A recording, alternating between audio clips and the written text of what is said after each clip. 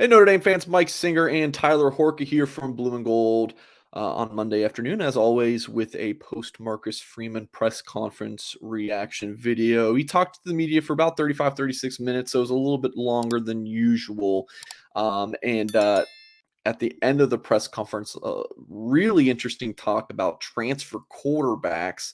So we'll get into that in just one moment. But please go ahead and hit the thumbs up on this video and subscribe to our YouTube channel to help support what we are doing here at Blue and Gold. So yeah, Tyler, Marcus Freeman was asked about transfer quarterbacks for last season. Was that something that he just kind of thought about going into the season?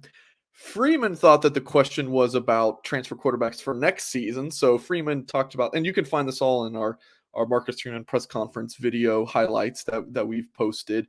So Freeman answered that, and then Pete Sampson, the Athletic, was basically like, well, thank you, but I meant last season. So Freeman also talked about that as well, Tyler.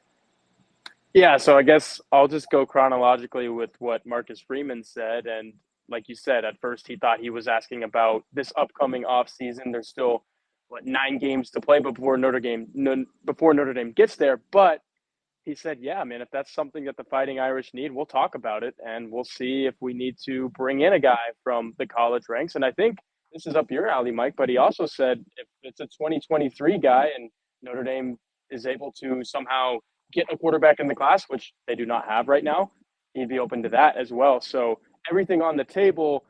But then he went back to what Pete Sampson was actually asking, and he said, we talked briefly about it. We said, yeah, we need to have that conversation because I think if college coaching staffs are not having the conversation of can we bring a transfer quarterback in, they're doing it wrong from the start. But Marcus Freeman did say, yeah, we had the brief conversation, Tommy Reach, the offensive staff, but it's just something not that Notre Dame was not needing at that time, and he kind of left it at that. But definitely interesting to get those questions in the press conferences because I wasn't expecting that. But hey, that's good content, and it's questions that people at blueandgold.com, Notre Dame fans everywhere have been asking. Hey, look at this quarterback situation that we have right now, a junior who had never started a game and a true freshman. Of course, this is because of Tyler Buckner's injury, but that's Notre Dame's situation right now, and you would kind of like to have a more veteran guy in that room. Yeah, of course, the question of, well, did you make a right decision there? That wasn't asked, but that's still kind of at the front of mind for, I think, us as media and the fan base. Now, why Notre Dame didn't go with one, we can all speculate. I think it probably was to not disrupt that room, but is that the right call? I mean, this is 2022, Tyler. Transfers are everywhere, and I don't know if that can be a reason these days. Like, this is just how it is right now. It seems like transfers are everywhere other than Notre Dame, right? And that was Pete Sampson's follow-up. He asked, okay, given what you just said about the quarterbacks, was the fact that everyone says it's so hard to get transfers into Notre Dame, did that play into it? He mentioned, not by name, but he said you got to transfer safety who's starting for you right now. That, of course, is Brandon Joseph from Northwestern. Look at the transfers that Notre Dame brought in. I mean, Chris Smith is a graduate transfer, and he's from Harvard. That knocks out both of the is he academically eligible to come to a place like Notre Dame because grad transfers are easier to get than undergrad transfers. And he came from Harvard of all places anyway. Northwestern, like I said, with Brandon Joseph, that is another really good academic school. So I do think Marcus Freeman didn't say it, but I think it's kind of hard to get a guy like Keaton Slovis to Notre Dame, right? And that's academically speaking. It's kind of hard to get a guy like JT Daniels. Now, I'd have to go back. I don't it's so hard with the COVID year. I don't know who of these guys are grad transfers and Sure. who are undergrad transfers, but I think Notre Dame needs to try a little harder because if you had Keaton Slovis here, even if you had JT Daniels here, would you feel a little bit more comfortable about Notre Dame's remaining 9 games than you do right now with Drew Pine and Steve Angeli? I think everyone's going to unequivocally say yes. Yeah, if you do get that transfer quarterback in, then Drew Pine is your guy who's the backup after a Buckner injury instead of a true freshman who's just taken a week of first team reps. So certainly something to talk about. Now, Tyler, I thought you also asked a couple of great questions, and your first was about Drew Pine in the offense moving forward? Is it going to be a lot of the same of dink and dunk offense, or is the playbook going to be opened up a little bit? I think the playbook has to be opened up a little bit. North Carolina has the number 5 offense in the country. These guys are putting up around 550 yards a game. Now, have they played athletes like Notre Dame has on defense? No. So maybe that comes down. We saw Ohio State, which, by the way, has the number 1 offense in the country again at over 560 yards per game, I think it is. They only got 395 against Notre Dame. So I think Notre Dame, with what it has on both sides of the ball right now, which look, this is not the consensus top 5 team that everybody thought it was going to be before the year.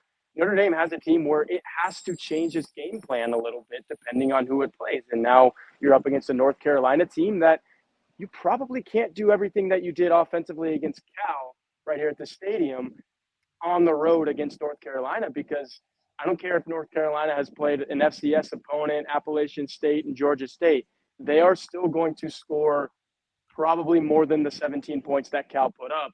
That's going to force Notre Dame's hand offensively. So I do think you see Drew Pine throw it a little bit more downfield, but I also think you see a lot of the same stuff that he did here the other day, because at the end of the day, it worked, and it can work against the North Carolina defense, by the way, which I don't have that number off the top of my head, but go look. They rank towards the bottom. As good as the North Carolina offense is, Tar Heel defense is just as bad. Yeah. So Marcus Freeman said, "quote We don't want to get a shootout." But I mean, I would assume that North Carolina is easily going to get in the mid-20s. If Marshall, of Look course, what they did last year, right? Against Notre Dame last year.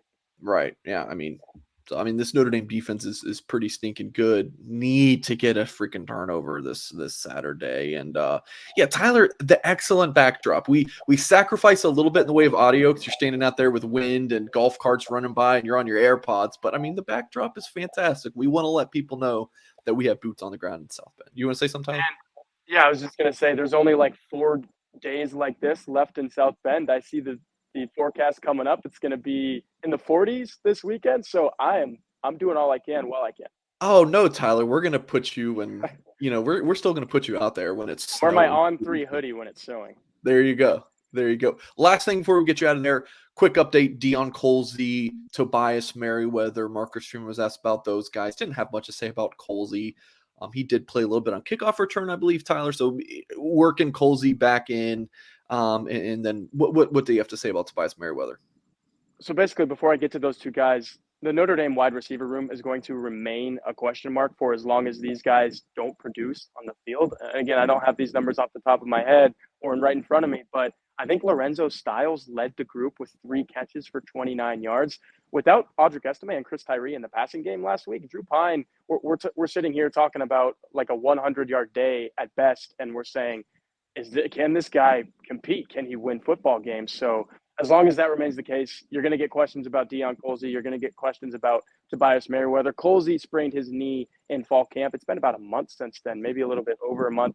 Freeman said he's still working back from that. Obviously good enough to run down the field a couple times in special teams, probably not good enough to go out there and run routes and get 20, 30 snaps. I think maybe you see him for like 5 to 10 snaps, though, if you can get him out there. Yeah, there are the numbers. They're not encouraging from a Notre Dame wide receiver standpoint. So that leads to question, is Tobias Merriweather ready to get into that mix and, compete for reps?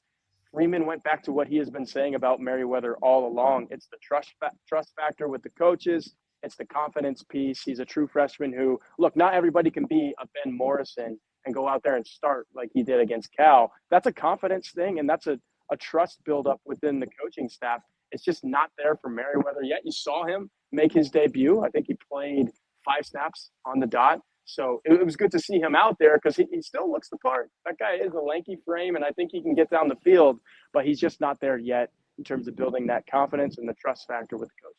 Yeah, going back to those receiving numbers, not including the running backs and tight ends, you got Styles 3 for 29 on 5 targets, Lindsey 3 for 20 on 4 targets, and Matt Salerno caught the 4-yard ball on his lone target. So this has been this has been a theme for years, right? This is. I remember the Louisville game in 2020. Ben Skoranek was Notre Dame's leading wide receiver. Again, at that position, he had like 2 catches for 24 yards. So this is not anything new, and it's something that Notre Dame just simply has to improve on.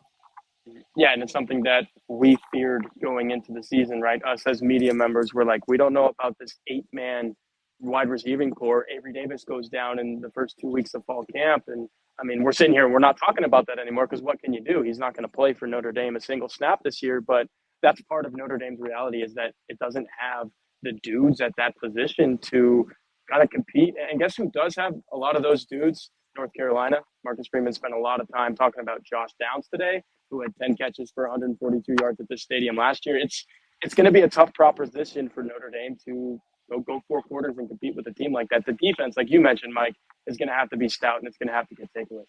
All right, well, that's going to wrap up this video. Please hit the thumbs up before you get out of here. Head to blueandgold.com. Tyler Horka and Patrick Engel do a fantastic job with these written updates on the site. $1 for 1 year of premium access. So again, please hit that thumbs up. And as always, we will catch you all next time.